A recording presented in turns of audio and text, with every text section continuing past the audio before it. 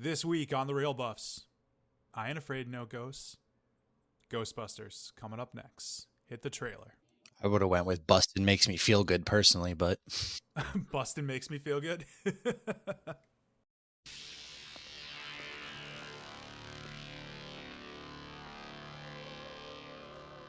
Ghosts. Hello, Ghostbusters. They're real. You do? You have? They're here.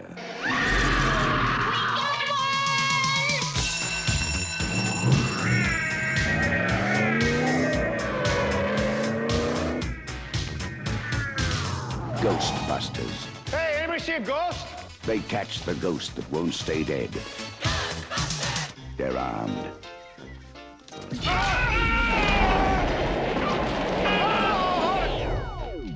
They're dangerous. Try to imagine all life as you know it stopping instantaneously and every molecule in your body exploding at the speed of light. All right, that's bad. Okay. All right, important safety tip. Thanks, Egon. They're professionals. Oh, I'm the chairman of the largest paranormal removal company in America. You see it? They're all that stands between you and the end of the world.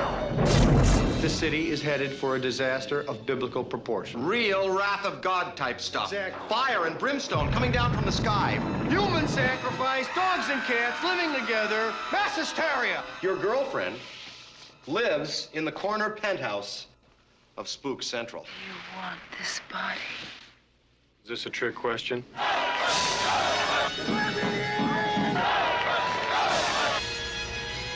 Got your stick? Hold! Beat him up! Smoke it! Make him hard! Ready!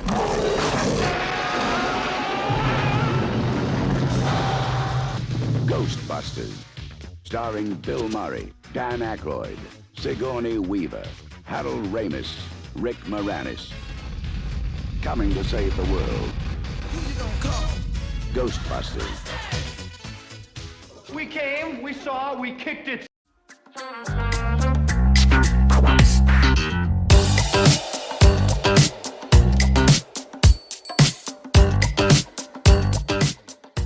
Welcome to The Real Buffs. I'm your host, Charlie. and I'm Matt. And this week, we are taking a look at the 1984 classic comedy film, Ghostbusters.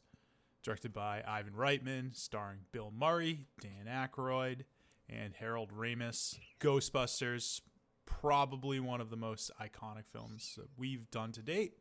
And we will get into that, but maybe even one of the most iconic films of the 80s. And certainly one that has stuck with me for the majority of my life, obviously. 1984. Released a little bit before I was born, a couple years there. 2-3 years before I was born. So, yeah, this has been a big movie for me my entire life.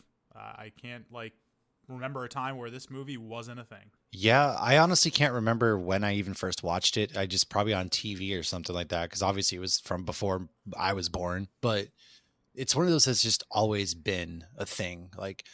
Just constantly throughout my life, everybody just kind of one of those, you're a kid, Ghostbusters, the logo, the suits, it's one of those that you're almost born knowing, especially if you're a movie nerd or any sort of paranormal nerd, things like that. You don't have to be into movies. Just it launched, I would almost even think an entire ghost following in a way that influenced the paranormal world and the way we looked at things. It was fun. It was big for science fiction at the time, man. And a lot of great actors and actress in this film as well. The heavy hitting cast that we get from this film too. It's just one of those that's massive, man. Just massive. Oh, yeah. Even just going down the list of who's in it. Obviously, the big three, you got Bill Murray, Dan Akroyd, Harold Ramis, Sigourney Weaver, Rick Moranis, who is fucking amazing. Annie Potts, William Atherton, and then obviously Ernie Hudson as Winston. So yes, yeah, it's a great movie and an amazing cast, and you can go down the line. There's even better casts. It's funny when we were watching this. I pointed out to Steph, you remember like the librarian at the beginning? I'm like, oh, look who it is. So it's Ray Finkel's mom there. Yes. So I don't know if you caught that too. I'm like, I didn't oh. at first, but yeah, now that you look back and everything like that, you definitely catch on to some of those little things. Yeah. Yeah, it's good. Yeah, it's obviously why we're doing this movie.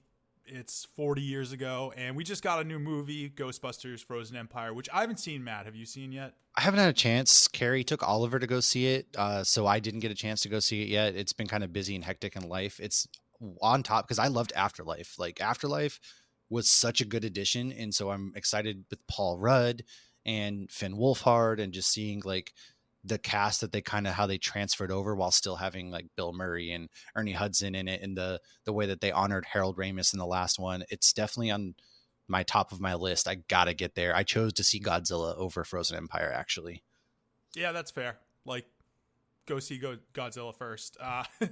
Yeah, so unfortunately, unlike the Dune podcast where we had a little bit of a sneak peek review of the new film, we won't be having that today, unfortunately, because Matt and I both haven't seen this one yet. Just sounds like life has been a little bit busy for both of us over here, Matt. Yes. And obviously, I didn't even say welcome back. We missed you last week, obviously, with the Terminator pod having Calvin fill in, so missed you on that one. But let's dive into it. We'll do the Chat GPT summary.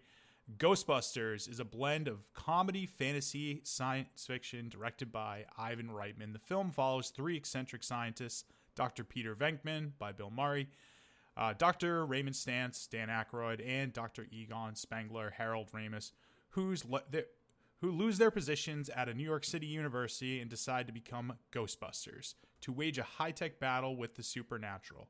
They open a ghost removal service and soon find themselves at the center of a citywide paranormal crisis.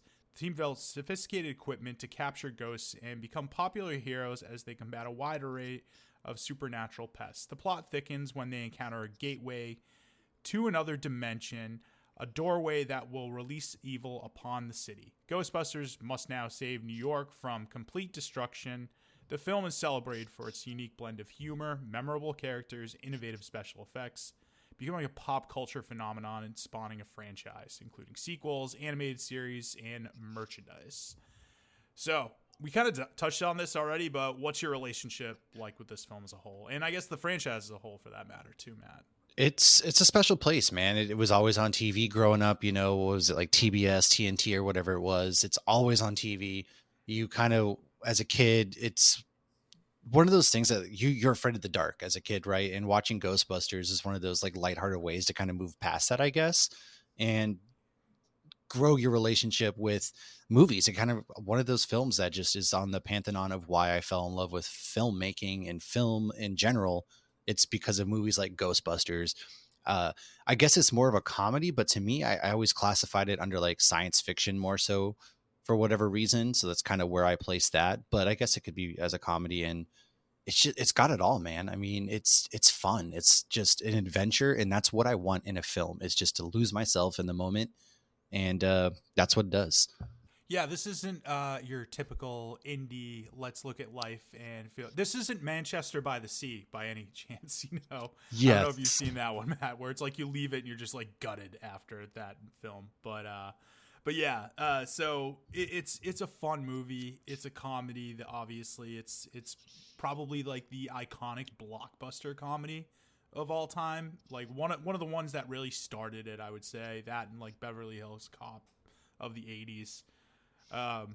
Another big film I think that came out in 84 as well. So yeah, it's always been it was a cultural phenomenon in 84, but it's always kind of stuck in the pop culture lexicon throughout its entire 40-year run. You look at the effect it had, the song too. The song has sort of become on everybody's, at least my Christmas playlist every year. Christmas, it's a Halloween playlist too. Christmas playlist. What the hell am I talking about? Halloween. Hey, Listen, I mean, each their own. I'm getting my pagan holidays confused over here, right? I'm sorry. Jesus comes out saying, "Bustin makes me feel good." Yeah, I mean, rising the dead and all that. Like, I figured Halloween is a better holiday for him. I don't know. Yeah, but no, it's always on like my Halloween playlist. It's a iconic song that's always kind of stuck with me. My relationship, though, with the series as a whole actually didn't start with the first film. It started with the animated series for me, just growing up as a kid. Like, I watched the animated series first before I watched the film, and obviously liked the first and the second film because I, as a kid, just a sucker for those sequels. I'm like, oh, I want to see more Ghostbusters. So loved the second one as well. Yeah, I had a great time with this, as always. And I've always held this movie in high regard. Even as we look at it 40 years later and some of the special effects, do they hold up? Some of them still look pretty good. A lot of good practical effects in there. We look at like the makeup and the props and like some of the puppets that they create for the for like our Stay Puft Marshmallow Man. It still looks pretty good considering because it was like practical effects. Yeah, it was. It was a guy in a suit. I mean, it still looks pretty good. And then obviously, both the Keymaster and the Gatekeeper, the like puppet figures of the dogs, basically, or whatever. You know, I almost want to call them dogs, but they're obviously not dogs. Yeah, they're like the hellhounds, basically. Hellhounds, yeah, that's the best way to call them. Yeah, that's I like the way those special effects look. So yeah, my relationship with this is that I grew up watching the animated series as a kid and fell in love with the films, and just have always loved them ever since. So going into our opening questions, is this the greatest blockbuster comedy of all time? I've had some time to think on it, and I still don't know because it's really hard because in a comedy, to me, I guess this always felt like more of a science fiction film because you have the ghosts and you have the science aspect of, you know, the entire Ghostbusters, how they trap the ghosts and the demons and things. So I don't know if I would put it in the greatest blockbuster comedy just because in my brain, it's hard for me to classify it over things such as like, you know, Step Brothers or those comedies that are just purely made for that. So I don't think I'd put it as the greatest blockbuster comedy of all time, but I would probably put it as one of the greatest blockbusters of all time, if that makes any sort of sense. Yeah, I get that. I mean, we'll look at the numbers on that soon, and there's some surprising and spoiler alert on this one, but from 1984, this is the biggest movie of the year. It's number one.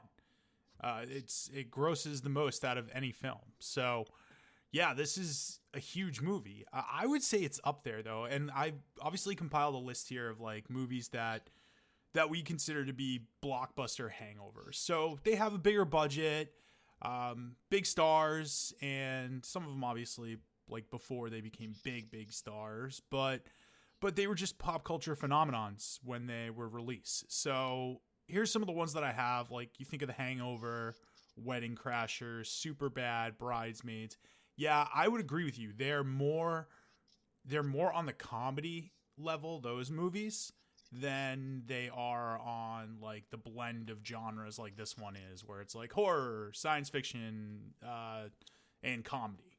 Like it's a little bit of mix of both. I think the other good comp for this is actually the biggest movie of the following year in Back to the Future. Oh yeah, 100%. As like one, yeah, this blend of like comedy, adventure, and science fiction as well. So I think that's kind of what makes these kind of movies work so well, right? Is they don't box themselves into one specific genre.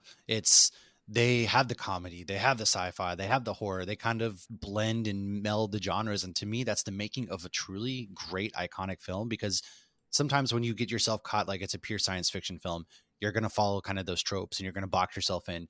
If it's comedy, you're going to follow those comedic beats that you have to hit in a comedy movie. And then once again, you're kind of boxing yourself in. Whereas this, or other films like Back to the Future, they blur the lines, and that's what makes them truly stand out among all these other movies that we have seen since then. Yeah, they really do. My other question is too, just looking at this list of movies, is we really look past Bridesmaids and maybe Ted, because Ted was a blockbuster as well. Right. Ted was huge. We don't really get these blockbuster comedies anymore. You don't. Like comedies are kind of a dying genre, and it's sad because these can be these always used to be movies that would like unify us. We always, water cooler conversations, which is another thing that's pretty much dying. I think like maybe the internet's just taken over water cooler conversations, and obviously water cooler conversations mean that we're going into the office every day, and remote work has become a big thing since COVID. So another thing that's really just gone. So it's like you feel less of a cultural connection with everybody. This movie was so big when it came out. Like obviously everybody dressed, all kids dressed as Ghostbusters for Halloween. I mean, people. I still see them at Comic Cons and Halloween all the time. Yeah, Ghostbusters. That's still a big thing. I think the last time a movie truly came out in theaters and it kind of still brought everybody out in this new age of film was probably Avengers Endgame. Was the last time that I saw a movie at midnight and people were dressed up. People were still going, because you don't get that. You still get buzz, but I think a lot of the issue too with the internet is things become a lot more toxic a lot more quickly. And there's none of that. You're right. Water cooler conversations. You would talk about these. Hey, Fred, what'd you do this weekend? Oh man, I saw this movie. And then you talk about it. And then that probably gets that person to go see it. Whereas the internet and the day of spoilers and X, Y, and Z kind of have taken that away. And then comedies. Yeah. In the 2010s, now 2020s, there haven't really been a really great comedy movie that's going to live on for decades. No, there's always been that one blockbuster a year, maybe sometimes multiple. Like you go into 2007, there was like multiple that year, or 2004 we got like Dodgeball and Anchorman, which were both like big films at the time.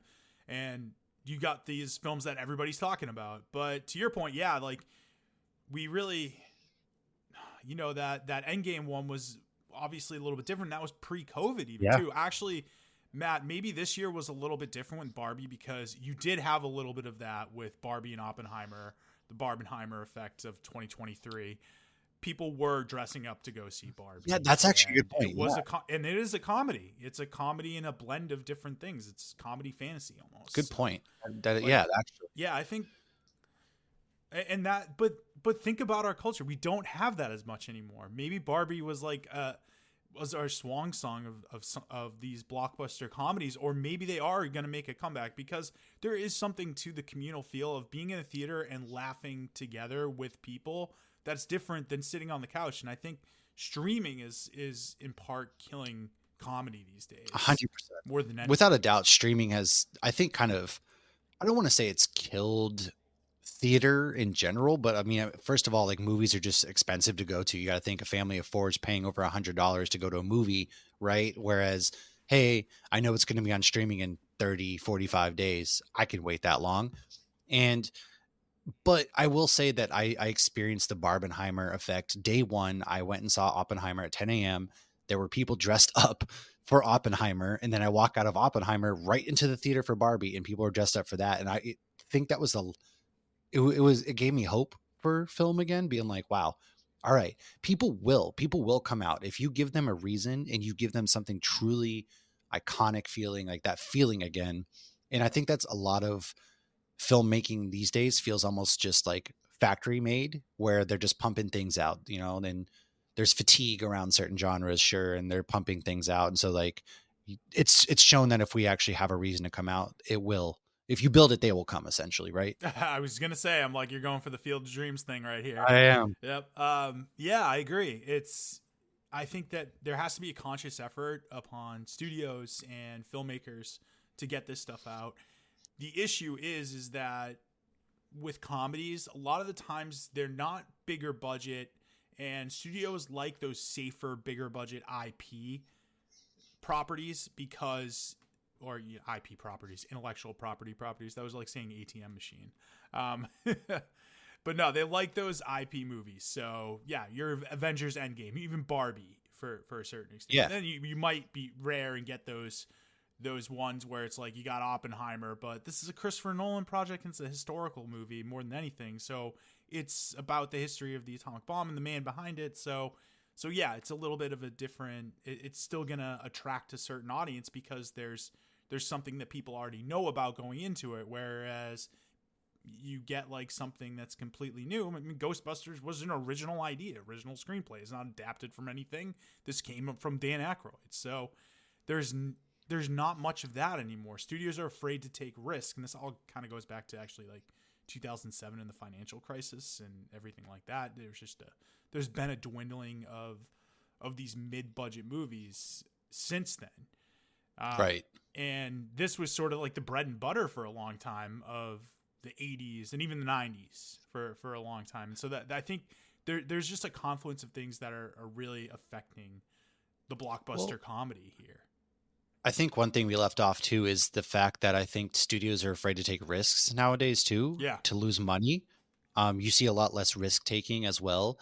Whereas the 80s, man, it was a glorious time. I mean, look at all the movies that were made: Die Hard, RoboCop, Princess Bride, Breakfast Club, Back to the Future, Star Wars, E.T., Indiana Jones. Like, some of those, of course, were seen as risks, perhaps, maybe not. And I think studios nowadays are all about profit making, right? And they don't want to take these risks because, what if we don't make the money back? Then we're wasting millions and hundreds of millions of dollars, and everybody just stares at box office numbers because we've become obsessed with that as well. Yeah, I mean, let's be clear though. Like, studios are gonna want to make money on their projects, so like I get that. Like, it's an investment, their business, whatever. Like, but it's definitely harder for them to take risks. And now we look at what's going on with how we have IP's just been such a big part of it. Sequel after sequel, reboot, whatever it might be, all these unoriginal things, because studios are like, they have a built-in fan base, some familiarity with it. People are going to come to see this. So instead of taking the risks and doing like a new project, that's something completely different. So yeah, it's tough. Like, studios are just more risk averse, and I think business in general in America is more risk averse than obviously it was, and understandably, 2007 we're still kind of feeling the effects of that, or 2008 financial crisis, I should say. Yeah, oh yeah. Yeah, I think we're still even feeling the effects of that, and we're almost 20 years past that at this point. So. People are quick to lose their jobs too. I mean, look at, this is deemed not a hit. All right, we're firing this studio head. So that's another thing I think as well. Oh yeah, you want to self-preservation. That's a natural thing. Yeah. So, yeah. You mentioned it before when we're looking at the 80s films though, and going through the gamut of some of these great ones. Like, this has to be in the conversation though of most iconic 80s films. I've got a list here of a bunch of movies that are just synonymous with the 80s. Is this a top 5, like, most iconic 80s film, you think? Or Oh, I think so, without a doubt. I mean, of course, you have Empire Strikes Back. That's Star Wars. That might be that's number everybody's. That's everybody's favorite Star. When you ask somebody, "Hey, what's your favorite Star Wars film?" They're gonna 9 times out of 10. Me, I would say Revenge of the Sith. Most normal people are gonna say Empire Strikes Back. Yo, But even nowadays, though, at like Comic-Cons, again, I like to use this as a marker for the pop culture because there's so many new superhero things. A lot of people tend to focus on anime and that. But Back to the Future, man, the whole cast has been going to Comic-Cons, like Michael J. Fox, and they were all just at MegaCon Orlando when I was there. And there's a massive following still for that. So that's obviously in the top 5. Terminator's right there. I do love Indiana Jones, so it's hard to pick a top 5, but Ghostbusters easily is definitely in the top 5. I would almost put it in the top 3 with Back to the Future, Star Wars. it's up there. It's kind of hard to say though, because there's so many like really iconic ones. So was the 80s the best decade for these kind of movies though? Like, looking at this list? Well, it's a different kind of film, because you look at the 70s, the 80s and the 70s are very starkly different in as far as filmmaking goes. So the 70s is like sort of the new Hollywood generation. Spielberg's coming up, all these other different filmmakers, Scorsese. So studios were actually more in favor of actually giving these directors and taking chances on these movies that wouldn't be deemed commercially viable. And it really wasn't until, I'd say, like, what changed everything was Jaws and Star Wars. Oh, yeah. Those are the 2 films that really changed everything, because those were the big blockbusters of the decade in the 70s. So you had those movies because studios were willing to take chance. I mean, granted, like, Star Wars was a original idea. You know, maybe he ripped it off from Dune. We talked about that. Maybe a little bit of Hidden Fortress from Kurosawa too, but you know, that's all right. He took some ideas and he made them sort of his own. So, but anyways, but Jaws was IP because it was based off like a hot selling book of the that summer as well. So, yeah, you had those movies. They came about, and then studios were more focused on those big commercial projects that would have mass appeal. And obviously, like, that's where they make their money. It became less driven by the director and the filmmaker behind it and more behind the story. And I think that's a good thing. I think it's a little bit of both. Like, because I would say, like, I'm more of a sucker for 70s cinema than I am for 80s, but I love these 80s films. Like, Raiders of the Lost Ark is you know, in the conversation for most iconic 80s film. It has to be. E.T. Yeah. We didn't even talk about yet, which is like probably the biggest film of the 80s. Like two Spielberg classics right there. And then, yeah, Back to the Future, Top Gun, which was a phenomenon in itself. And sort of like when you think of the 80s and you think of Reagan and that era and the Cold War and everything, how can you not think of Top Gun? But then you dive a little bit deeper. You go into some of these, like the Terminator, which we just talked about last week, which is, you know, that James Cameron classic that was more of an independent. It's you know, we talked about this last week. It's almost like it's more horror than sci-fi. Like I always say, it's almost like a slasher. Like we talked about it like last week, like how the influence of Halloween is all over that movie. So like you take a lot of this stuff from the 70s and it had this influence on the 80s to bring some of these movies with big mass appeal. So yeah, I mean, this has to be one of the most iconic of the 80s. Can we try and narrow it down to like our top 5? Do you want to try that? Yeah. Attempt to? All right. If you got any others that are outside this list, obviously it goes without saying, add them. I would say Empire is number 1, hands down to me. I would put Ghostbusters as 2. Okay. Personally, I would go Raiders at 3, Terminator at 4, and Top Gun at 5, just as my personal preference of the films that I love. I love Back to the Future. I'd put it at 6. And then obviously from there, I'm not even going to try because it gets really hard, but that was hard enough making my top 5. Yeah, I was going to say, this is already really hard. That's what she said. Michael Scott. Yeah, I'm having a hard time as well. I think, I mean, honestly, like you could leave Ghostbusters out of the top 5 and it wouldn't be a crime, like at all. Just looking at this list, it's hard. And obviously there's some personal preference that goes in with this too. So yeah, I mean, it's hard enough leaving Aliens. Like, again, God dang. Yeah, I mean, and maybe when I say most iconic, that doesn't always mean the best. Because if I'm going to say what the best film in the 80s is, it's 100% Raging Bull, and that's it. Like, that's the best film of the 80s, bar none. But different story. Anyways, yeah, so I would say if I'm going with, like, a number 1, like, yeah, like Empire probably is number 1.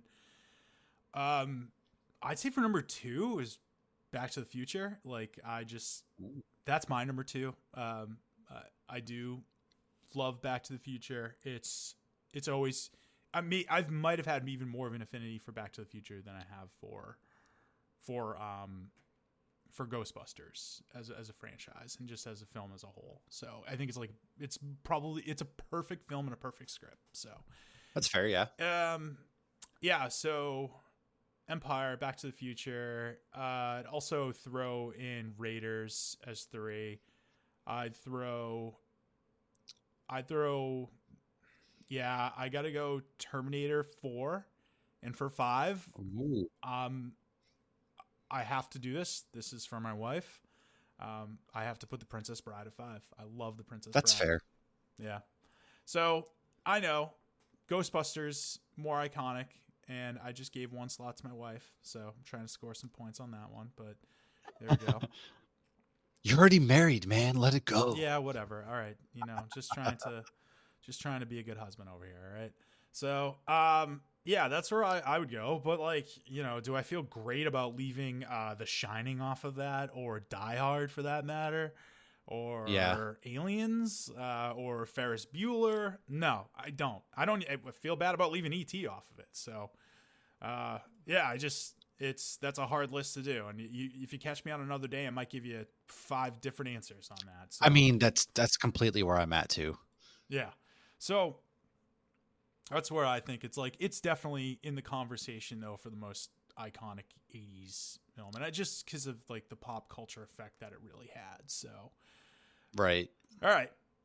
But also looking at this we're talking about like genres and what the movie really is. Like, this is one of those rare times where you look at like the special effects comedy, because that's something that doesn't exist that much. There's a few films that do it and a few films that pull it off really well. I think that this might be more popular as we go on because of the fact that it's, you know, we've got more CGI now, and we've got AI obviously coming about, so there might be some like voice stuff that counts in that.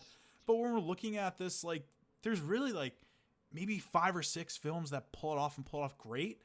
Spaceballs being one of them, Ghostbusters, and then we look at some of the other ones. I'd say Men in Black, Galaxy Quest, Tropic Thunder, and Ted.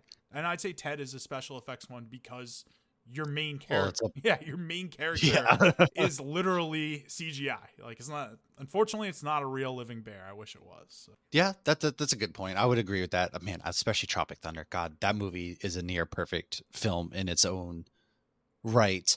Galaxy Quest is another deep pool, man. I haven't seen that one in a hot minute with, you know, like Tim Allen and all of that crew there. And Men in Black was a fine film. I can't wait to cover that one. Yeah. Despite, you know, Will Smith being canceled for slapping Chris Rock. Will Smith just kind of went off the deep end. You know, he's going through some things. And when you're in an entanglement for so long with Jada Pinkett Smith, who clearly hates you, who can blame him for losing his mind? Yeah, I know. As Chris Rock said in his special, she hurt him way more than he hurt me. So, yeah, it's just, yeah. Anyways, but I do like it. Like, I liked Men in Black, but the special effects comedy is like is a rare thing. You don't see it happen that often. It doesn't work that often. Like, you know, obviously you have one of the biggest flops of all time in a blockbuster comedy in Evan Almighty. So you do have some of those that just don't work out. Whereas Bruce Almighty, there was a good amount of special effects within that film, and it worked. You know, I think it really just depends on the actor. The Mask actually is another good example of a special effects comedy where it's heavily driven by the effects, but it's only going to work if the story works and the characters work. Like, it has to be woven in there perfectly, and it can't be too distracting. Like, the characters have to feel like they're making it work. And when you have somebody like Jim Carrey, it's going to work. And I think in this one, if you have somebody like Bill Murray, who's just giving the greatest one-liners because he's amazing at that, and he's Bill fucking Murray. So, yeah, it ends up working. Yeah, I agree with that. All right. Is this the best Bill Murray film? Oh my God, why are all these hard questions? What is this, 60 Minutes? No, what are you, Dan Rather? This is the Budweiser hot seat. You're on the hot seat, all right? Oh, man. I mean, there's Groundhog's Day. I would say it's probably my personal favorite Bill Murray film because I love this movie so much that I will give it my personal. Is it the best? I mean, I don't know. That's all subjective. Matt, it's Osmosis Jones is the best Bill Murray film of all time. Right? I mean, I was thinking that in, you know, Zombieland and Garfield. You make Garfield clearly. Yeah. I mean, those are the two ones there. I mean, listen, it's up there. Like, you can't discount it. And I love the stuff he's done maybe late 90s with like Wes Anderson like his stuff with Wes Anderson. Different stuff though, like different kind of actor now. Like, it's a different kind of comedy, but he's still like just perfect for those films. So yeah, he's got that. And then like you've got obviously this movie is less of a comedy, but he provides so much he gives so much of a comedic element to this film, but Lost in Translation in 2004 Yeah. ScarJo. I fucking love that movie. That might be one of my favorites, but yeah, this is up there, but I like you. I've got to give it to something else, and for me, it's Groundhog Day. It's always been Groundhog Day ever since I saw it, and maybe it's because of like the time I saw it in my life, and it just had an effect on me, and I was like, wow, this is. I just understand it as like a way more beautiful film than. Don't get me wrong, like this is a different type of film. Like they're both comedies, but they both have sort of a fantastical element. But I just think that Groundhog Day has more heart to it. So yeah, and this is just more like commercial mass appeal and fun, and there's nothing wrong with that because I fucking love this movie. But that's it, and that's why I like Groundhog Day better. But I fucking love Ghostbusters too. So again, no wrong. It's all subjective especially when you get into this. There's just so much, man. Yeah. All right, cool. Let's go into the production notes. So much of my research on this comes from an article in Vanity Fair in 2014, 10 years ago, celebrating the 30th anniversary. Obviously, now we're celebrating the 40th. So this is the 10-year anniversary of this Vanity Fair article. So this movie owes a lot to Dan Akroyd.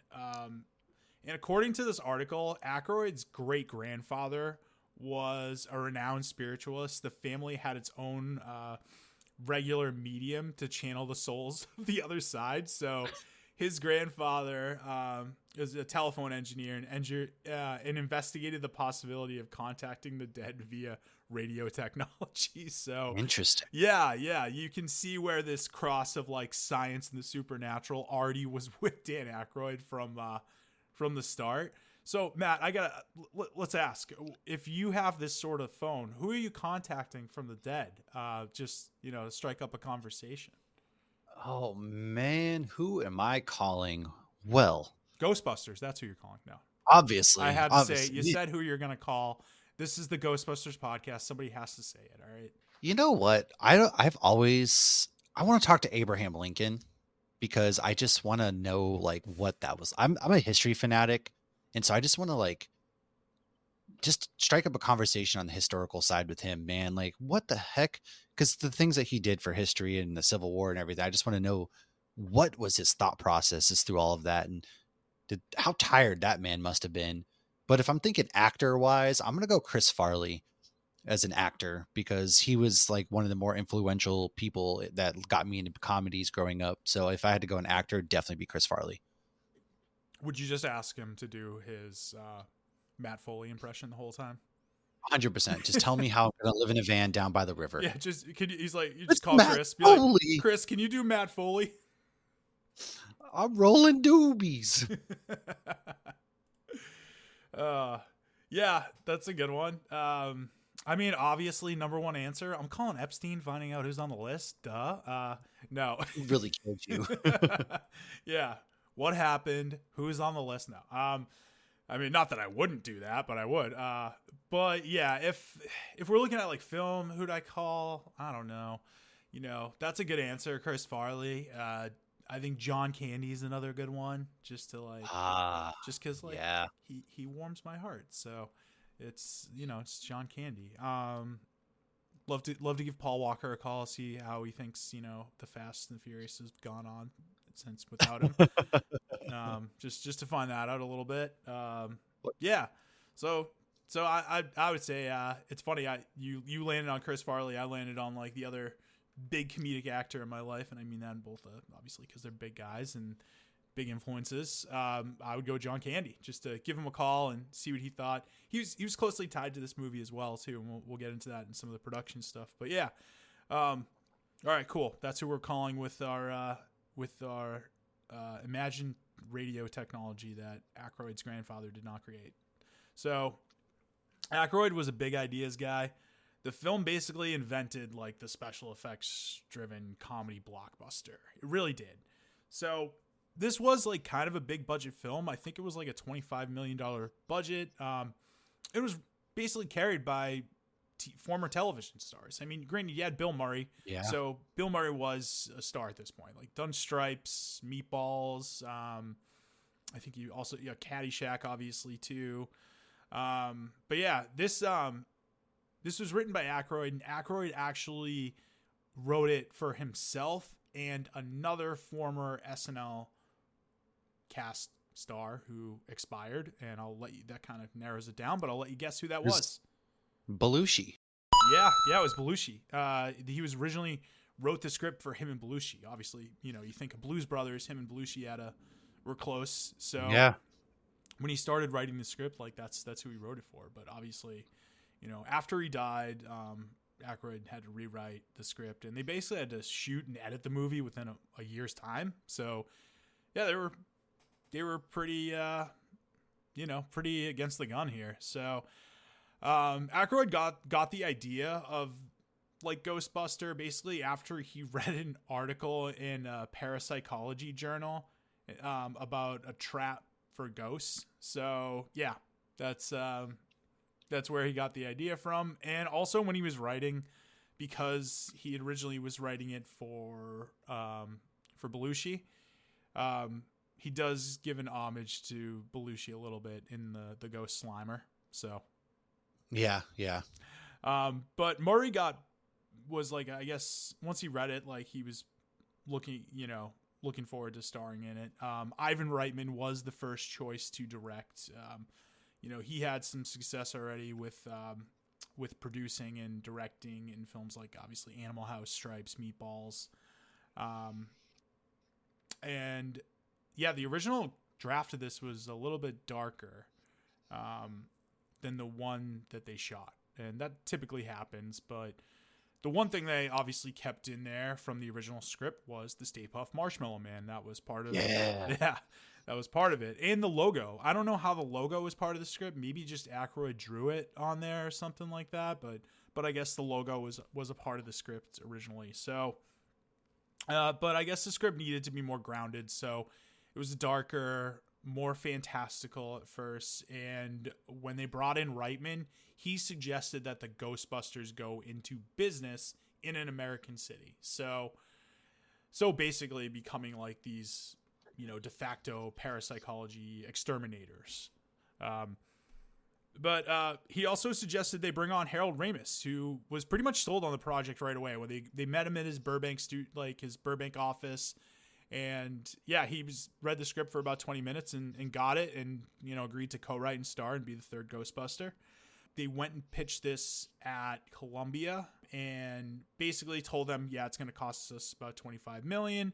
Ivan Reitman really just came up with that figure, though, had no real concrete of like how they were going to get a $25 million budget, but he just estimated that it would cost about 3 times more than Stripes is how he came up with it. So wild. Yeah. Right. Like, all right, cool. Like, I don't know how you come up with it. That's the one thing. Like, I mean, there's a lot of things I know, I don't understand or know how filmmakers come up with this stuff. But like, that's one thing. I'm like, how do you come up with the budgets? Like I don't know how to come up with that. I can barely come up with my own budget.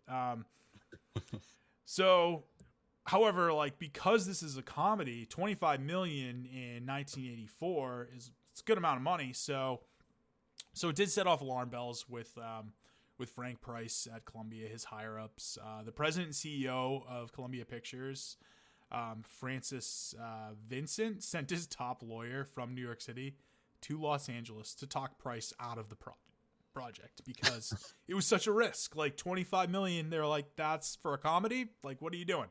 Those cost like $8 million, and you make more than that. You pay for the cast basically. So, but this was a special effects driven project, so needed to be a little bit more than that. So, Dan Akroyd, though, when writing this, he had some characters and some inspiration in mind. So he remembers that the team he drew like from some of these archetypes in Hollywood for this, the characters of Peter Venkman, Raymond Stanton, Egon, he says he looked at the Scarecrow, the Lion, and the Tin Man as far as like inspiration.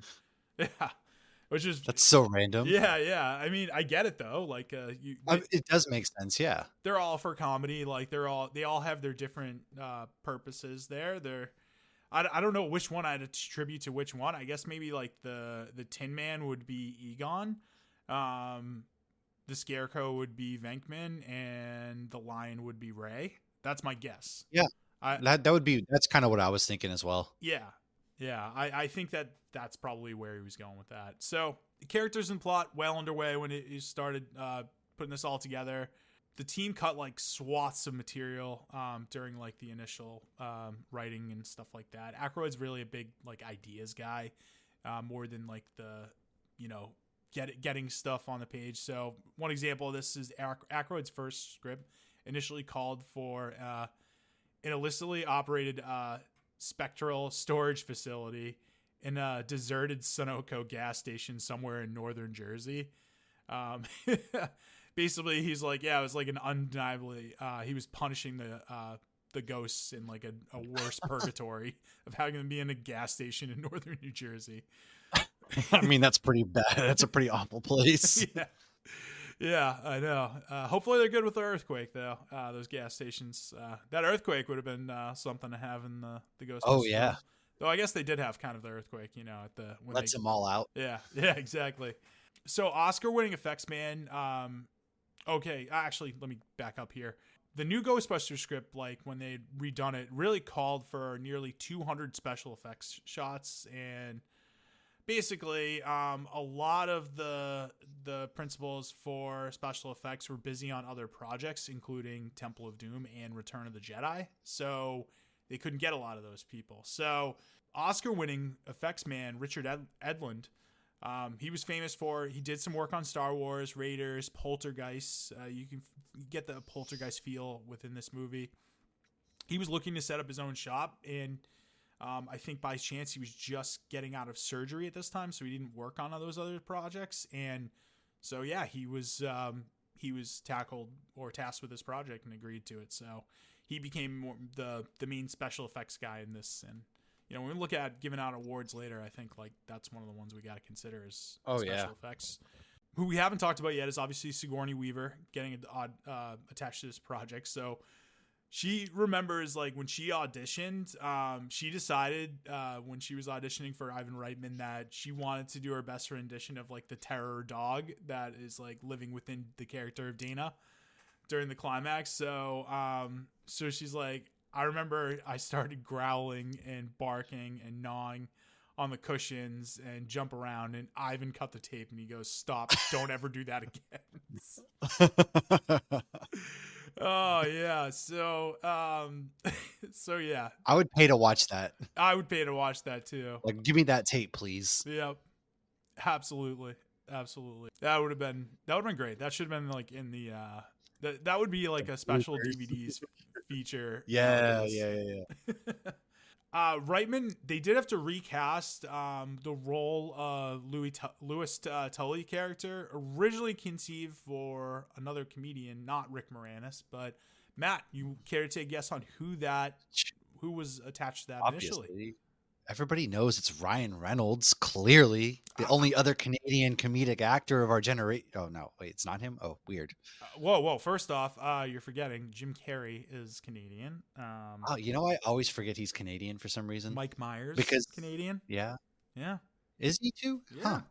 Oh, yeah. Weird. I guess I always forget they're Canadian because they kind of come off as standoffish, whereas Canadians are always just very nice people. Oh, don't you know, eh? Huh. I don't know. I don't know the answer to this one. I'll be honest. It's John Candy. Oh, he's Canadian too? Yeah. What the? Dude, I mean, Canadian that makes a lot of sense for the way he acts in, half his movies. Yeah. Okay, that's fair. I didn't read this, but I remember hearing this, and if I'm wrong, I'm wrong, but I'm going to say it. So I thought I heard once that John Candy actually recommended that Rick Moranis be in the role for this. It might be this movie, it might be another one. I forget. But yeah, because him and Rick Moranis were friends. So Rick Moranis also a Canadian actor as well. Yeah. So he was potentially in that, and then there's also a rumor of another comedian being tied to the fourth Ghostbuster, Winston. So it was Eddie Murphy. Yeah, exactly. It was, but that one I do know. Yes. Yeah, Reitman has denied that though, so like it's a rumor, and also I can kind of see that.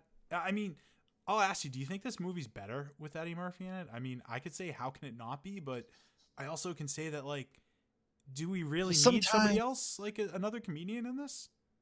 Well, I think the way that Winston plays it is vastly different than what Eddie Murphy would have done. And I think Eddie Murphy's slapstick comedy would have almost been not the right fit for this, if that makes sense. Like, I feel like he would have been too over the top. Whereas when, I don't think Eddie Murphy would have been the right fit, just because I think his comedy style is a bit different than the rest of the crew.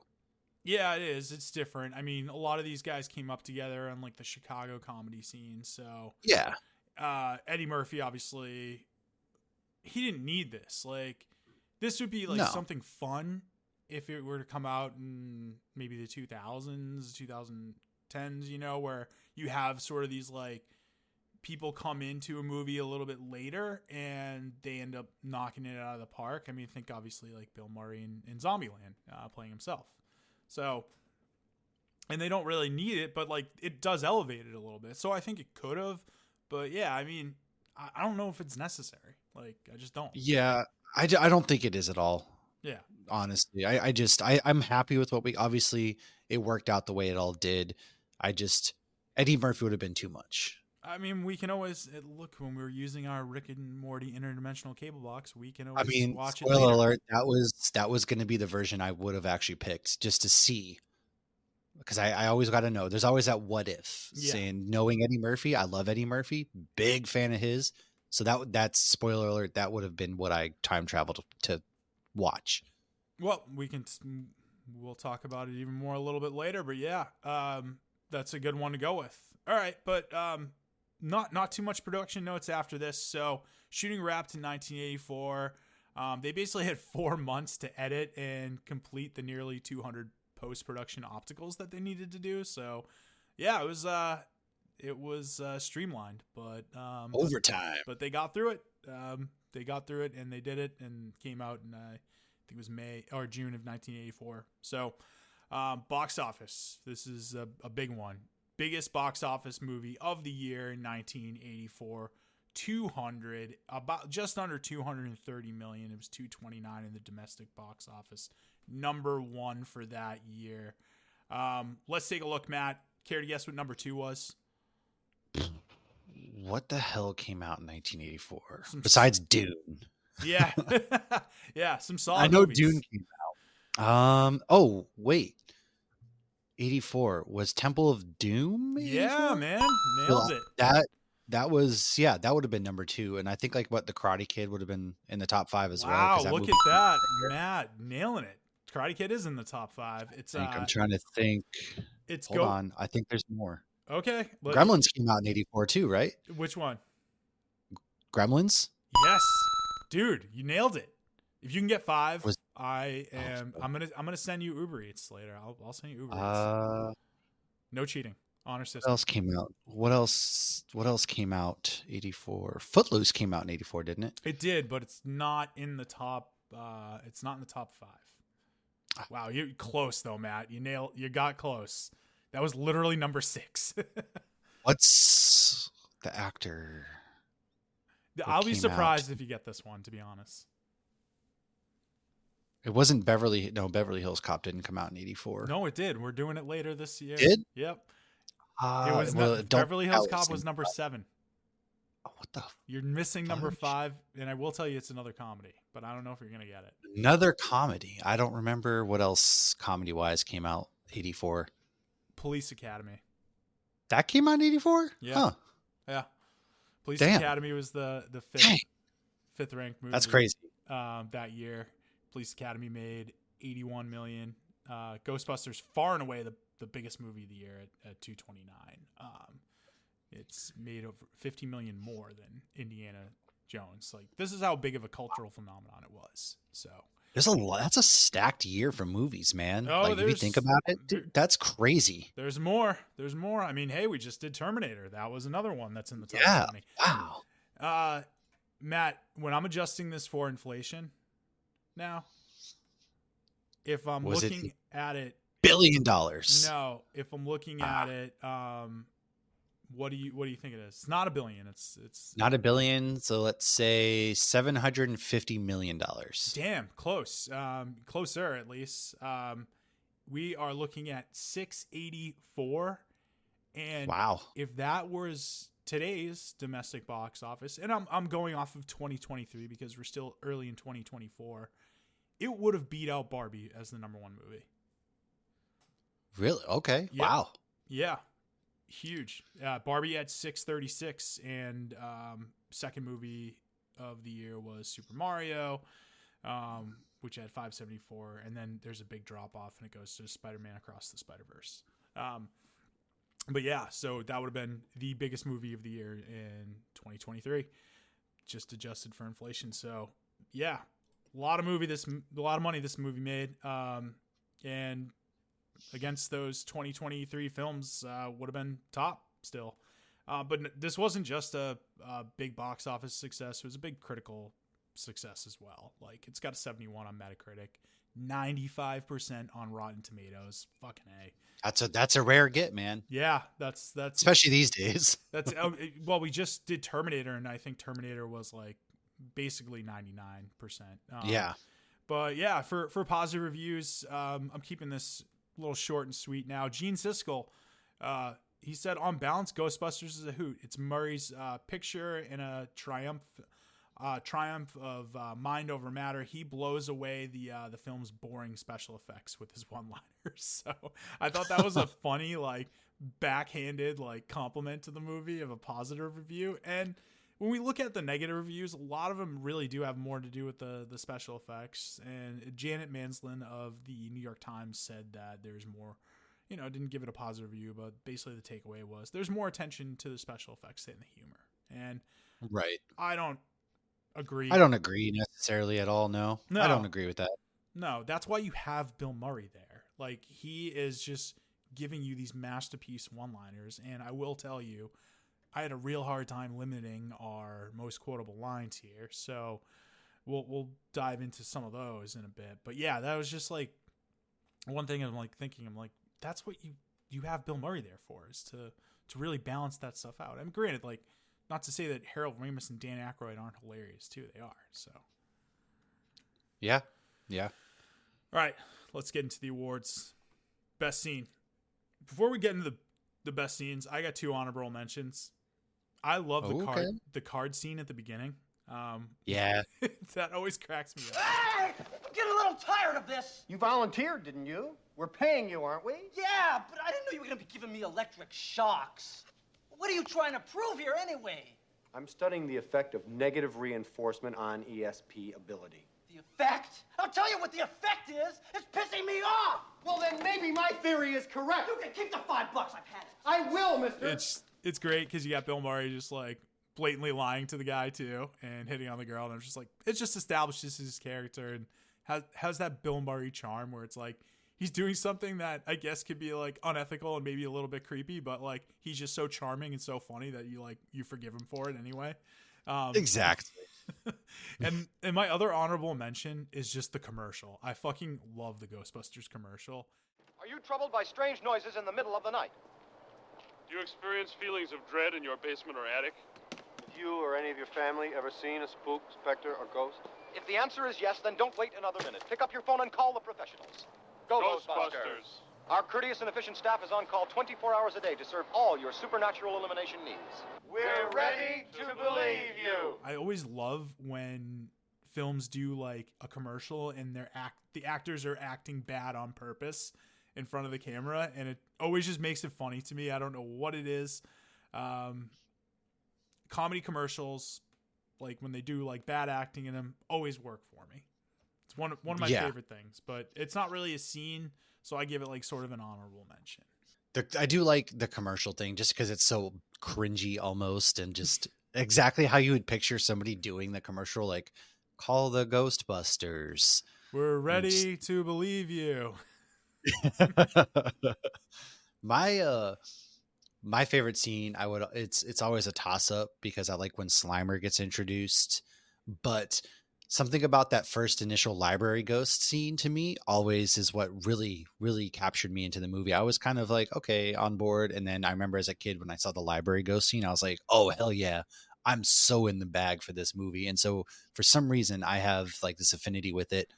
But very, very close is the introduction of the Stay Puft Marshmallow Man, without a doubt. Oh, the end of like, I honestly think like when you get from like the mayor's office on is like the best part of the film.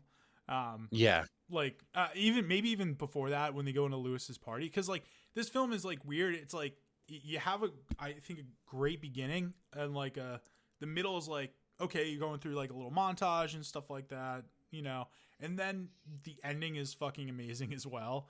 And that's where I think the majority of the comedy comes in. But yeah, the library ghost scene also. Does the library ghost scene work nowadays? Do we have those cards, the library cards, the Dewey Decimal There System? is no longer a physical Dewey Decimal System. It is all computer based. Yeah. So what the fuck's happening nowadays? That's another scene that I was watching and I'm like, oh, I remember those. But like Windows updates. Ooh. So basically it's just a virus. That's all it's gonna happen. Pretty much. Okay. Yes. What are the like? There's like, aren't there like ghost like virus movies? I swear to God, there are. There definitely I think are. there have been some, that have come across there. I'm pretty sure. I'd have to look into it more because I don't think they've ever really made any noise in the paranormal world. But Unfriended. Yeah, oh God, something like that. Yeah, pretty much. Yeah, that's one of those things where I probably should have added to like what age the worst, just the Dewey Decimal System in the library, the physical cards. Hands down, the physical cards. I do like that scene a lot. I do love the Slimer one. I like the brief scene where Venkman goes to investigate Dana's apartment, and it's just like Bill Murray one-liner after one-liner. Please let me. If something's gonna happen here, I want it to happen to me first.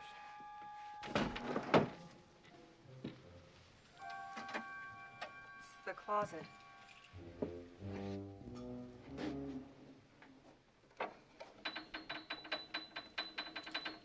I hate this.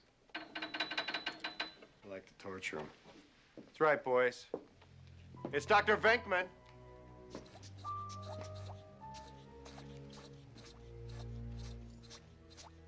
A lot of space. Just you? Yes. Good.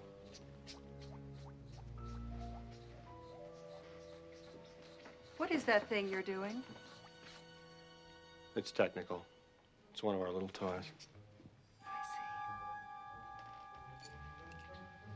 That's the bedroom, but nothing ever happened in there.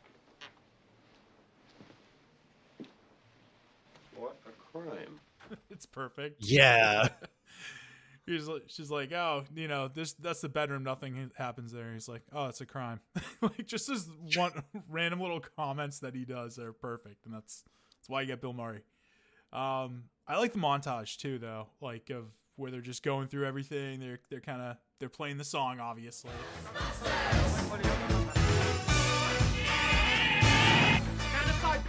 Hi, this is Larry King. The phone-in topic today, ghosts and ghost busting. The controversy builds, more sightings are reported. Some maintain that these professional paranormal eliminators in New York are the cause of it all. Yes. You're playing the music, so and like we got to talk about this, the whole scene where Ray gets blown by a ghost in his dream. So yeah. Well, there's like that, and then like the whole, I always found it funny when we think Bill Murray is like using him as like the romantic lead as well for some reason is funny to me. And there's that whole sequence where Sigourney's taken over by the ghost and trying to like seduce him and things like that, and you're just like, it's so painfully awkward because I don't see these two as any sort of like sexualization at all. you don't feel the chemistry between them? No, not at all. Bill Murray is like, I know we have tried multiple times to make him that steamy lead, but that's not him to me. And Sigourney Weaver, like, she looked good in this movie, sure, but she's still Ripley to me. She's still, not that badass women can't be sexualized, but you know what I mean? It wasn't there for those two. Yeah, I hear you. Like you felt the chemistry was a little off between them. Yeah, but Ray getting blown by the ghost is easily the most hilarious. I know. Also, like another movie. This movie's PG. Now, granted, 1984 is the last year before they had PG-13. That would have elevated to PG-13. Like that's like one of those. Oh, without obvious. A doubt. So, anyways, but yeah, I kind of get it what you're saying with the with them not having as much chemistry. But yeah, Sigourney Weaver, like, let me tell you, even when I was younger, I was like, damn, I love Sigourney Weaver. I don't know what it is about her. Like, she's obviously beautiful. She be looking good. Those curls too, and her hair. Yeah. She's sexy in this too. I don't know why. I always, well, I know why, but like I always thought that even as a kid. Like I was like, damn. I was like, that was my awakening. Yeah, it could have been. There's probably been a few. We're gonna dive into this. So it's just gonna be like a Freudian exploration of Charlie's sexual awakening of this. Oh man, just wait until we get to some of the other films too. Oh yeah. All right. But yeah, I like that one. The montage. Lewis's party is great. Like when it gets to that. Any Excedrin or extra strength Tylenol? Gee, I think all I got is acetylsalicylic acid, generic. See, I can get 600 tablets of that for the same price as 300 of a name brand. That makes good financial sense. Good advice. Hey, this is real smoked salmon from Nova Scotia, Canada. $24.95 a pound. It only cost me $14.12 after tax, though. I'm giving this whole thing as a promotional expense. That's why I invited clients instead of friends. You having a good time, Mark? How you doing? Why don't you have some of the brie? It's at room temperature. You think it's too warm in here for the brie? Louis, I'm going home. Well, don't leave yet. And listen, maybe if we start dancing, other people will join in. Okay. Oh, don't move. I just gotta get the door. Ted, Annette! Hey, glad you could come. How you doing? Give me your coats. Everybody, this is Ted and Annette Fleming. How are you? Ted has a small carpet cleaning business in receivership. Annette's drawing a salary from a deferred bonus from 2 years ago. They got $15,000 left on the house at 8%. So they're okay. So Keymaster and the gatekeeper Yeah. taking them over. I think it's funny, like, because you go into the party scene where Lewis is hilarious. He's being like, yeah, he's like, I wrote off all the stuff on this party because, I invited just work friends, so I could do that. I was just like, Jesus Christ. I always love when he makes that switch, like that bad boy sort of too, because he gets possessed and it's Rick Moranis and it works so well. He's not even being he's just saying like No. ridiculous things, but in the Lewis voice, and it's fucking hysterical. Exactly. Yeah. He might be the funniest. I still have him as probably the funniest. Like him and Bill Murray it's the toss up for them as far as like who's the best on this. But he is so good in this. Like I laugh harder sometimes with Moranis in this movie. All right, so I have that, like Lewis's party into that, and obviously it goes into the tavern on the green where he gets taken over. But then they get arrested and they go to the mayor's office. That's probably the funniest scene. What do you mean, biblical? What he means is Old Testament, Mr. Mayor. Real wrath of God type stuff. Exactly. Fire and brimstone coming down from the skies. Rivers and seas boiling. 40 years of darkness, earthquakes, volcanoes. The dead rising from the grave. human sacrifice, dogs and cats living together, mass hysteria. Enough, I get the point. You've got the most quotable lines coming out of probably that whole scene. Yeah, probably. And then I just have like the ending, like when they get to confronting Gozier, they climb the stairs and everything like that. So yeah, I mean, it's just, those are the best scenes, but you would say you like the library ghost scene the best still? I would still go with the library ghost for sure. Okay, cool. I'm going to go with it's hard for me. I want to say Lewis's party. I'll probably go Lewis's party just because I love Rick Moranis so much in this movie. All right. Quotable lines, good God. There's so many of them, but one of the first ones that jumped out to me, I like this one, was with Ray, when he's talking about like how he liked the university, and he's like, I worked in the private sector. They expect results. I always thought that was hilarious. No, personally, I like the university. They gave us money and facilities. We didn't have to produce anything. You've never been out of college. You don't know what it's like out there. I've worked in the private sector. They expect results. Oh, when they go to visit the library though, and then Stantz is like, symmetrical book stacking, just like the Philadelphia mass turbulence of 1947. And he's like, Venkman's like, you're right. No human being would stack books like this. Symmetrical book stacking, just like the Philadelphia mass turbulence of 1947.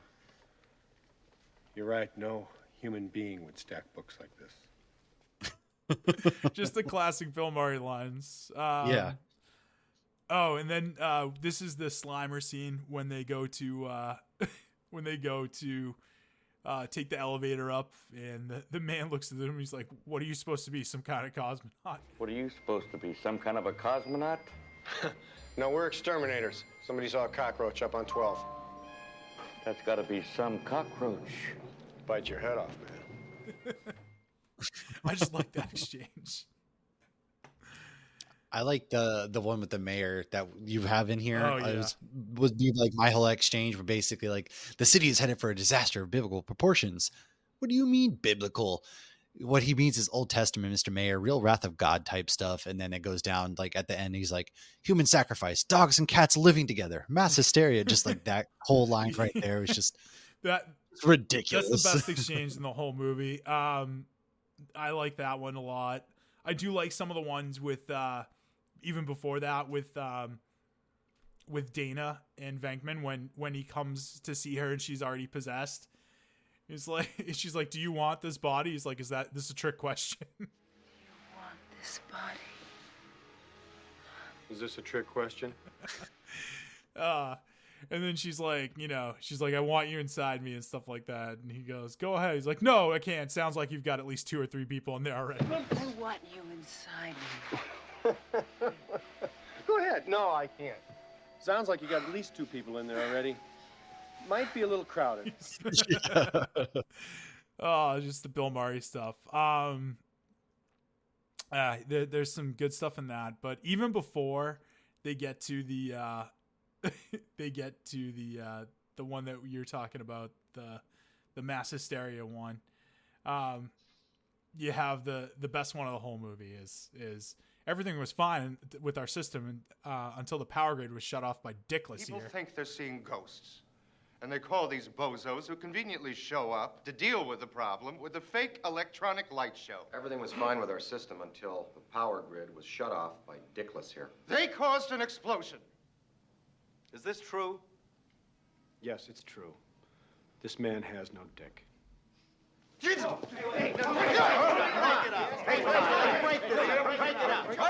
All right. Well, that's what I heard. This City Hall. Best line of the whole movie. Best exchange. Especially because Venkman's such like the straight nerdy guy too. Yeah, another guy who's like great, like that guy. I think is William Atherton, who always plays like that dick in a movie. He's perfect in Die Hard. He might be even better in this. Like, yeah, I think he's going to be up for some awards as far as pound for pound goes. But yeah, then the other iconic lines of the film. I like this one that Venkman says though. He's like, "If I'm wrong, nothing happens. We go to jail peacefully, quietly. We'll enjoy it." What if you're wrong? If I'm wrong, nothing happens. We go to jail peacefully, quietly. We'll enjoy it. But if I'm right, and we can stop this thing, Lenny, you will have saved the lives of millions of registered voters. It's the tongue in cheek. Yes, I love all like the tongue in cheek, just like on the nose, very just right there. Because you 100% because that's what he's thinking of course. No, the vote. How else are you going to convince a politician to do something? Exactly. Think of the voters, man. I also the other most famous line probably in the movie. Ray, when someone asks if you see you're a god, you say yes. Ray, when someone asks you if you're a god, you say yes. And then I like this is the last one I got from Venkman. We've been going about this all wrong. This Mr. Stay Puft's okay. He's a sailor. He's in New York. We get this guy laid. We won't have any trouble. We've been going about this all wrong. This Mr. Stay Puft is okay. He's a sailor. He's in New York. We get this guy laid. We won't have any trouble. Oh, man. All right. What do you got for best line? Is it the... I'm going with the whole exchange in the mayor's office. Yeah. Yeah. I mean, the whole mayor's office is like the best scene with like the best lines. But yeah, from Dickless to like the whole mass hysteria thing is just amazing. So, all right. What age is the best? I mean, ooh, the practical effects. Easily. Yeah, the practical hands stuff down, is I think that great. It's hard to beat. I mean, there's a few things I can think of that age great. What about the song? Yeah, that's fair. It's a staple, and again for all Halloween and everything like that. That's in all the rotations. Well, apparently it's in my Christmas playlist too. Like I said, so. And obviously for Christmas, yes. Yeah, I think the song. I think the logo is great too. Just like a lot of the props obviously have aged beautifully between the logo and the car. Like, aged amazing. I think like New York as a, I know this is a cliche or kind of annoying when people say this, but like New York is like a character within the film. Like the setting is a character. Could this movie, and I'll ask this, could this movie have worked in any other city? Because I'll tell you one thing, it wouldn't have worked in LA, that's for sure. But no, I mean, I guess they're not really. No, because there's not as, this has more iconic buildings, I guess. You think about like maybe the Eiffel Tower, but like Paris's identity, like what does that really boil down to? And I guess you can get too on the nose if you go with, London with T, I guess, in a way, but I don't think it really works with any other city, in my opinion. Yeah, I should have specified U.S. city too, because like that's. Oh, U.S. city? Yeah, no, not at all. Maybe without a doubt. What about Chicago though? Does you think Chicago is I don't. A giant hot dog? I don't know. Chicago just like always felt the Sears Tower is really kind of it. Yeah, I mean Chicago, obviously, big American city, but just not as visually iconic as New York, and New York has a feel to it that's different. So. Yeah, I don't think it does. Yeah. I don't think it does. I would agree. I just don't think it would work anywhere else. All right. Other things that age the best. The commercial. Like I've said it before. I fucking love the commercial. So. Oh yeah. All right. What do you got? You going with the practical effects, man. Got to give some love to the effects and the things that they did in this movie with that. Yeah, they did great. And obviously, like I've got for what age the worst, the blue screen effects. Don't really like those. I think that those effects age the worst. The practical puppeteering stuff, the makeup, that aged the best. That always ages the best, though, it seems to. Agreed. Yeah.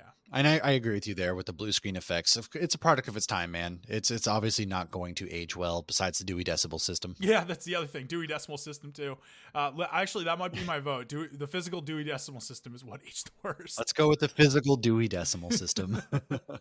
R.I.P. to the librarians out there. Well, no, listen, librarians they're still out there hustling, man. They're honestly like, to be like a librarian, you have to have a master's degree, and like you have to be really good at just researching stuff, and like I have a lot of respect for librarians. So yeah, man. Hey, in another life, I would become a librarian. I love researching stuff and doing that. Same. Stuff. Anyways, all right, Rick and Morty Interdimensional Cable Box. You already alluded to it. You're going with the Eddie Murphy version of this? I'm doing the Eddie Murphy version. Yep. Yeah, that's a good one, man. I'd love to see Eddie get his I would like that one. Get his shot at playing Winston. So but I'm going to go pivot here, and I know this might chop off Murray in this film because then I don't think he's as necessary, but I would love to see the Belushi version. Just because I'd love to see John Belushi Ghostbusters and see what kind of script it would have been, what kind of movie it would have been. I mean, you think of Blues Brothers, that's another like iconic film that they did together. So I would have liked to see that one. Yeah, I mean, that would have been a really good version too, just to see what he kind of have done with it for sure. Yeah. Yeah, and just like what kind of script Akroyd would have had. Because, here's the other thing too. If you get Bill Murray, I don't know if you even get Harold Ramis on it as well. Ooh, yeah. I don't know that you do at all, to be honest with you. And obviously they were friends up until after Groundhog Day, and then they had a falling out, and they really didn't come together until, Harold Ramis was on his deathbed, basically. So, which is sad. But anyways,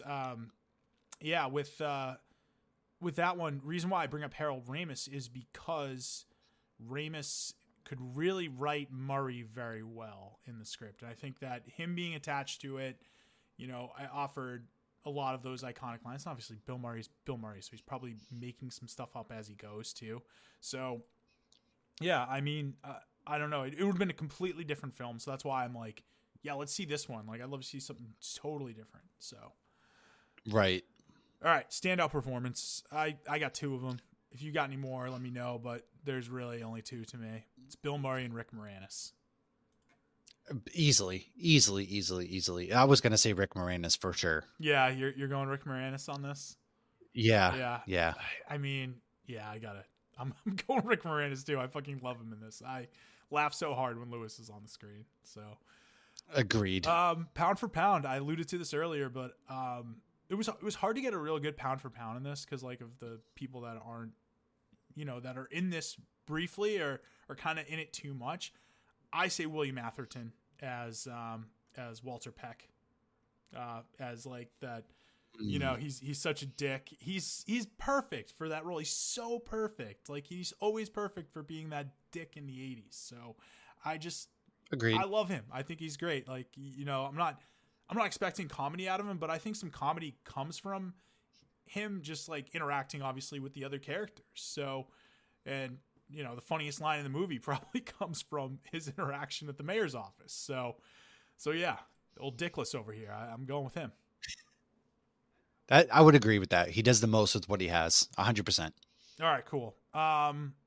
Who gets an Oscar from this movie? Bill Murray. Ooh, or Rick Moranis. I'll go Bill Murray. Bill Murray for best. I'll say Bill Murray. What about our guy who did special effects on this? Because I was thinking actors. No, yeah, I'm changing the special effects right there, hands down. Yeah, because that's what I was thinking too.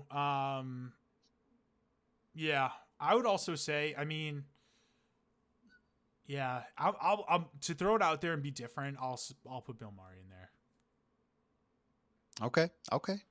Yeah, I was thinking straight actors, but yeah, special effects, man. I got to give them love. Yeah, gotta love the special effects people too. All right. Yeah, they do have great special effects. But music moment, this was probably the easiest music moment we've ever done.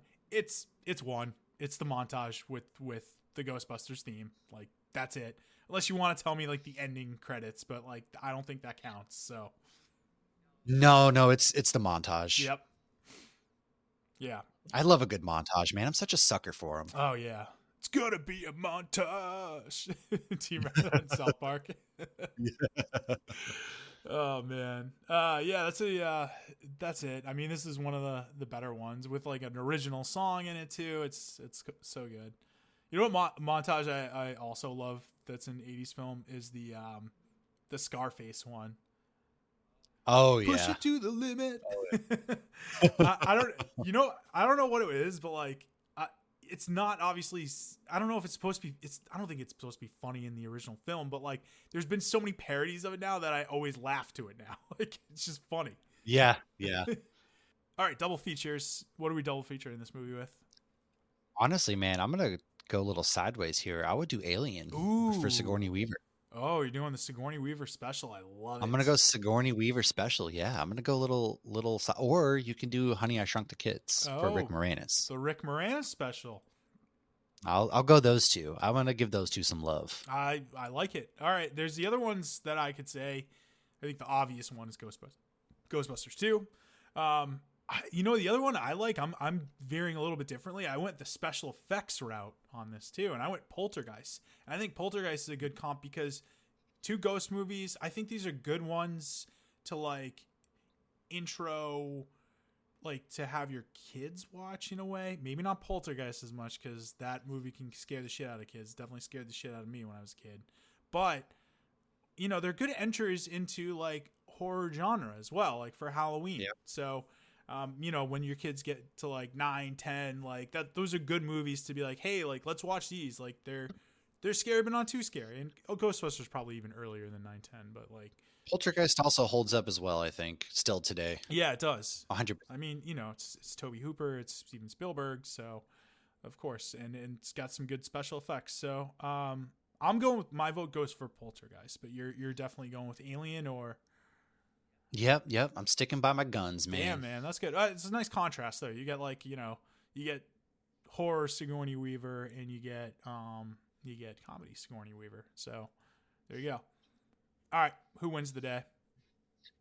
I'm gonna give you another little something here. I'm gonna go the audience because of what we got out of this pop culture wise. I think the audience wins the day, truthfully, because we really did come out on top, man. We thrived. We got so much from this movie. And so that's the easy cop-out answer. But I think if you're thinking from the actor standpoint, Bill Murray kind of wins the day as an actor. I think he went on to be the biggest after this movie, in my opinion. You can argue some other folks, but those are kind of my choices. Yeah, I mean, all right, I'm going to go outside. I'm gonna say Akroyd. It's Akroyd's idea. He's the writer. Like, okay, I think he wins the day on this one. I got to go with Akroyd. Like, he's the big paranormal believer too. So, let's go with Akroyd. I give that. I respect that. All right. Yeah, Bill Murray's the easy answer. I get it, and like he's the big star. And I like your Agreed. answer too. Like, us as a culture, like America. Like what it did, the impact it had on pop culture, man. I think it was massive, and it's still going on today. Yeah, I mean, we just got a new movie, and obviously, 40 years, like, of course they're gonna do a new movie and stuff like that. But yeah, I would tend to agree. So, all right, now to the moment of truth. Letterboxd score out of 5 stars. So, what are you giving it for this one, Matt? I'm going 4.5 out of 5. All right. There's nothing more to that. Just a solid 4.5. Yeah. I mean, I would agree. It's I can't argue with 4.5. I'm going to give it 4 out of 4.5 though. Just because I do, I only subtract 1 star, maybe just because of like the special effects aging not well and stuff. That was my knock as well. Right there. You're giving it a that was half just star. My knock. I'm giving it a whole, and that's really it. Honestly, like the effect it had on our culture, how it does still hold up to the comedy, and it still holds up today. It's still so iconic. Like even watching it the other night, I was just like, damn, like I love this movie. I have so much of a high regard for it, and for Bill Murray, for Rick Moranis, and I even more of appreciation for it now. Like especially as I've gotten older, like I always thought Rick Moranis was funny, but I think he just gets funnier like the older I get. I don't know what it is. Agreed. His performance is amazing. So yeah, 4. All right, now I got to do some math here. We at it's 4.25, isn't it? 4.25. So we're rounding up, obviously. So we're going to 4.5 then. So yeah, I mean, I feel good. 4.5. I feel good. Bustin makes me feel good, baby. That it does. All right, cool. That does it for this episode of The Real Buffs. All right. Any final thoughts on Ghostbusters? No, we've covered it all, man. We really have. We have. I feel good about this. All right. Matt, where can people find you? Dudes, check me out on the social medias. Matthew Tyler. That's the easiest play with 2 R's because I'm fancy like that, right? That's where you can find my personal socials and come hang out. Matthew Tyler. Because I'm like, You can find us on X, Twitter, whatever the hell they call it these days. I think we're at @the_real_buffs. You can find us on Instagram at the Real Buffs. You can find us on our Facebook page, The Real Buffs. So find us everywhere, all the socials, all good with that. Also, the website is up as well. It doesn't look good because it's a work in progress for me. Hey, have patience, guys. I've never done this before, so just trying to learn some new stuff. Figuring it out as it comes, man. Just learning some new stuff with all that. All right, cool. Stay tuned for our trailer for next week, and we will talk to you guys soon. So on behalf of the Real Buffs, I'm your host, Charlie. I am Matt. And you stay classy. Hot.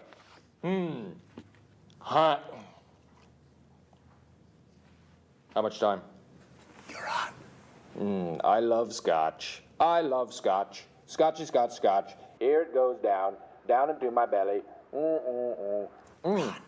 That is good. You're on the air. How are you? You look awfully nice tonight. Maybe don't wear a bra next time. How much time till we're on? We're on, Ron. What? We're on the air right now. I'm ready. Good evening, I'm Ron Burgundy. Here's what's going on in your world tonight. It was the 1970s. Looking good, San Diego. In a simpler time. Hey, Garth, how's the divorce? Oh, not so good. I'll probably never see my kids. Fantastic. It took a simpler man. Follow leads, confirm sources. Real journalism, my friend. Great. Right on. Now, what's a lead? To deliver the news. I have some very urgent and important breaking news. Cannonball! Will Ferrell is Ron Burgundy. Who's that handsome devil? A Californian so popular. You stay classy, San Diego. Yeah! He could have been governor. Hey, I like that fanny. Oh, Mr. Burgundy. Anchorman, the legend of Ron Burgundy. Burgundy did it! Hi-ho! Oh! Ron Burgundy is down and it is bad!